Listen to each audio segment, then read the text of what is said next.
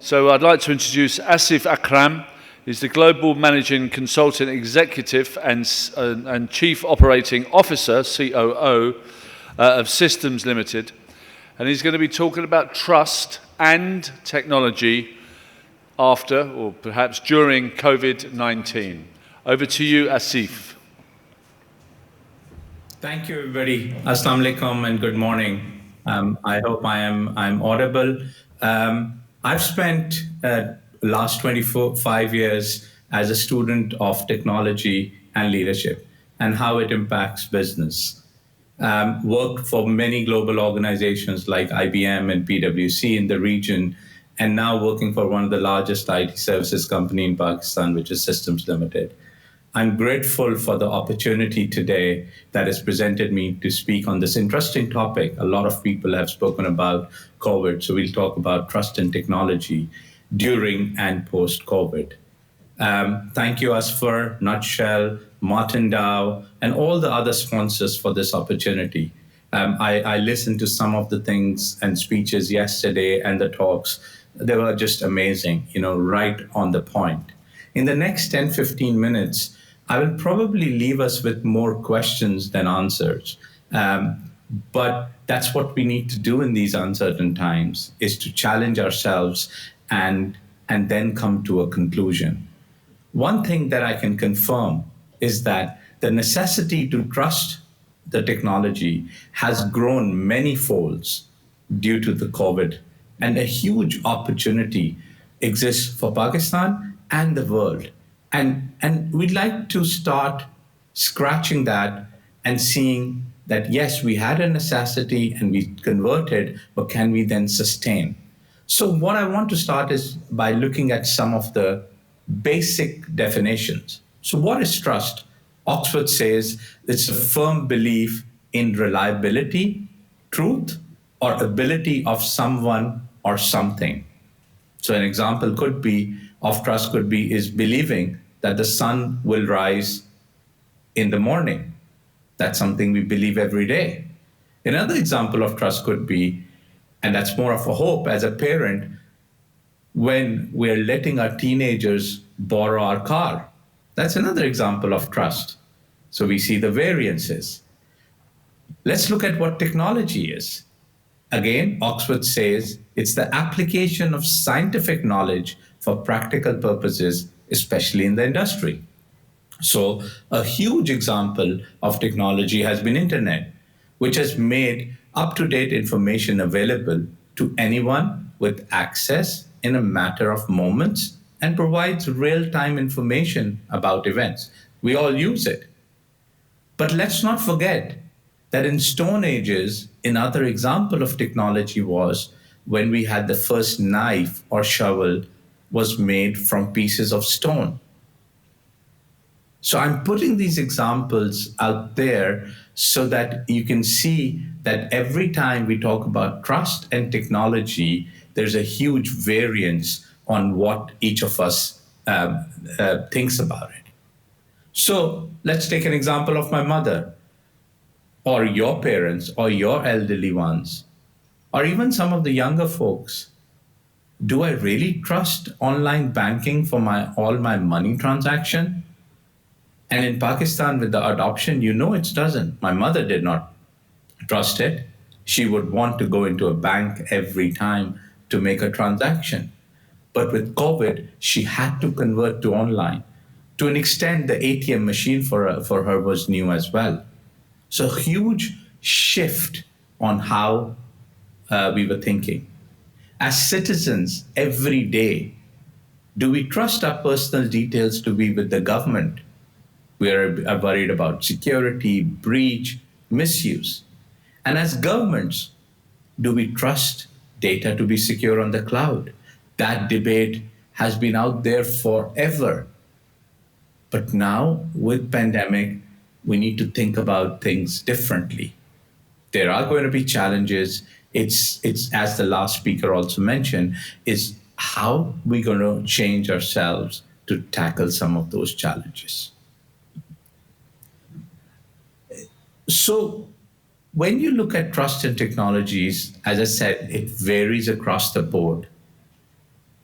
We have over 160 million mobile connections in Pakistan. And that's one of the technologies that we've agreed that we all trust, mobile.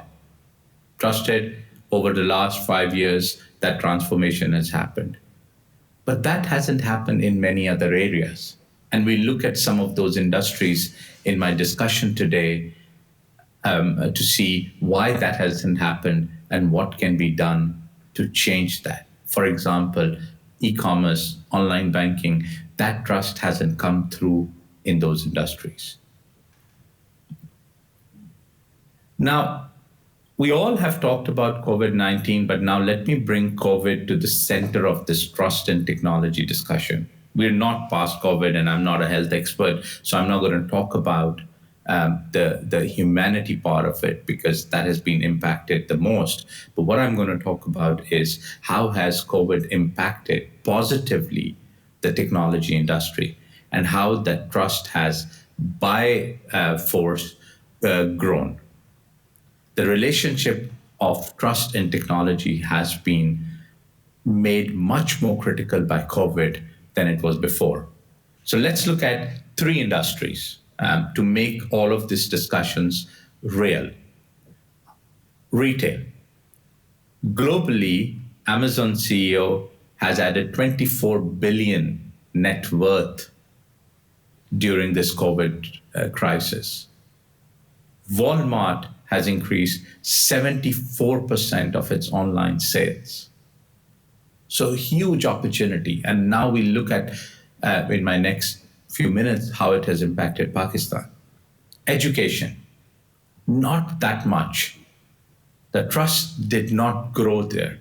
The access was an issue, it still is an issue, and it's become a global issue on online education. We need to see how we grapple with that. And finally, healthcare, but not just healthcare, but from a telehealth lens. A huge opportunity there, again, got adopted widely during COVID. Globally, the next 5 years is 40% growth, but in third world countries, in Pakistan, it's many folds the opportunity exists. So retail, we know our population has got a huge bulge of youth, 60% plus, 30 less than 30. And our retail culture, malls, and all the outlets has just started in Pakistan. Our growth in this region is probably the highest. I read a few reports which said about 8% growth, and a few reports said we have a retail industry, not an online retail industry of about $150 billion. Although the retail culture has been growing in previous years, but the online part of it was only 2%, some say 3%, not much. But COVID changed it all. Daraz, Grocer app, Food Panda, many of our applications, e-commerce applications, have grown many folds during COVID. So this trust in online in Pakistan has been created through this necessity created by COVID. But then it presented a huge opportunity, and that opportunity is being converted today and has to be converted in a sustainable manner. Some hindrances there. Online payments, still a challenge for us. A few reports that I read said 98% or even 95% online is cash on delivery, because some of the wider commerce retailers don't offer online, or there is not trust by consumer to make that online payment. That really has to change. So we're seeing this trust and technology battle, and it'll happen a lot more. But the retail industry to grow, it's very clear that the online e-commerce portion has to really grow. Let's look at education. We, like many other countries, were not prepared for this. COVID hitting us, we had to make some quick adjustments. The trust in technology was not there. The tools were not there. The challenges were always there of the reach. This also did something else to our community, to the humanity. It started creating divides. Elites and some of the higher middle class people had the access to online education, but the rest of us, of the world and people in Pakistan were struggling. In this case, trust in technology has not worked, both in terms of access. Many of us are trusting technology to deliver online, many of us are not. A lot more regulations, a lot more work needs to be done to provide that infrastructure. So, not that great example of trust in technology.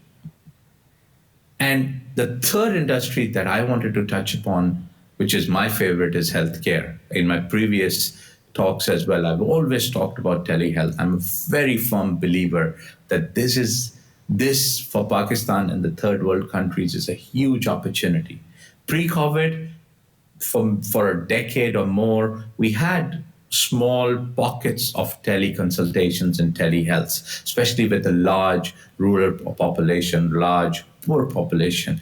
Access to doctors and patients, always a challenge. But COVID has completely changed that. I'm sure each one of us listening and in the room have had some kind of a teleconsultation during this COVID times. That means it can be done.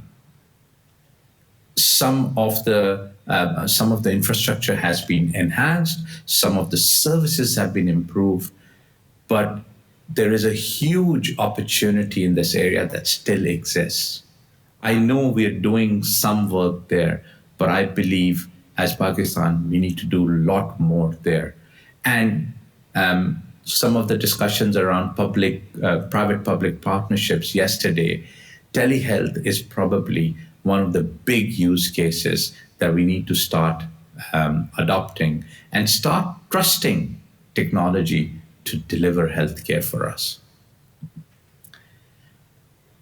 So we looked at the role of trust and technology. We also looked at the impact of COVID.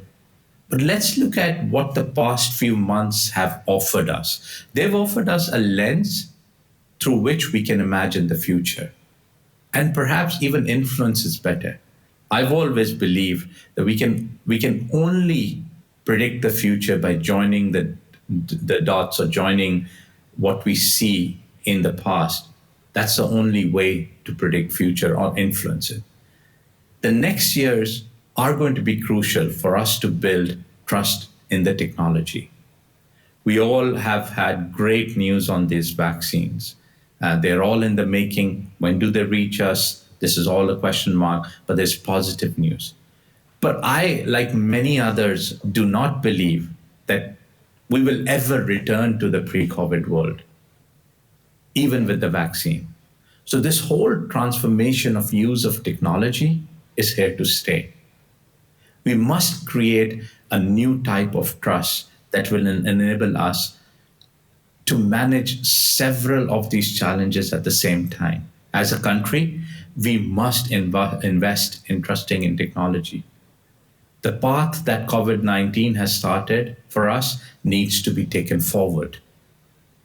We've already discussed in many of these discussions yesterday the role of government. It has to be an enabler in creating this trust in technology. There are challenges: online payments, cybersecurity, infrastructure access. But we've had a huge mobile adoption. Some of these challenges can be overcome if we put our mind to it. We're making great progress, but we have so much more to do. We have many green shoots, including our population size, that's an advantage, youth bulge, our mobile penetration, and the recent retail market growth. These are all green shoots. We always have to look at the half glass full.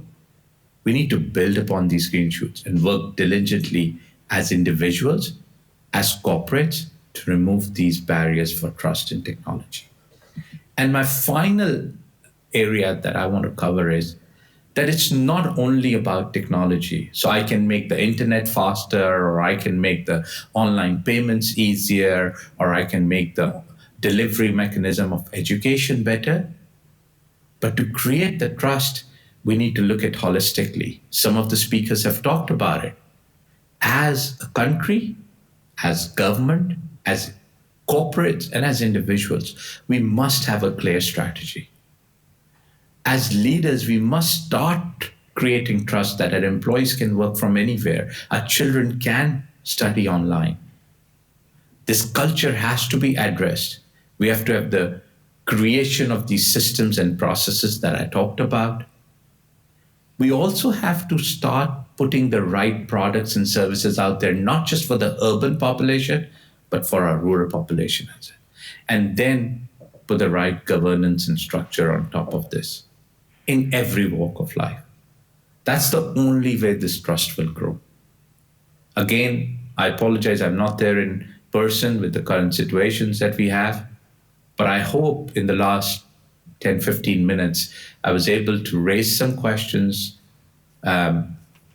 address the challenges that we have in trust, and then also talk about some of the green shoots that we've got that we can use to move forward and use this COVID as a huge opportunity to transform ourselves and start trusting technology. Thank you once again. My contacts are available with Nutshell and with the whole organizing team. If there are any queries, questions I can answer, I'll be very happy to. Thank you very much.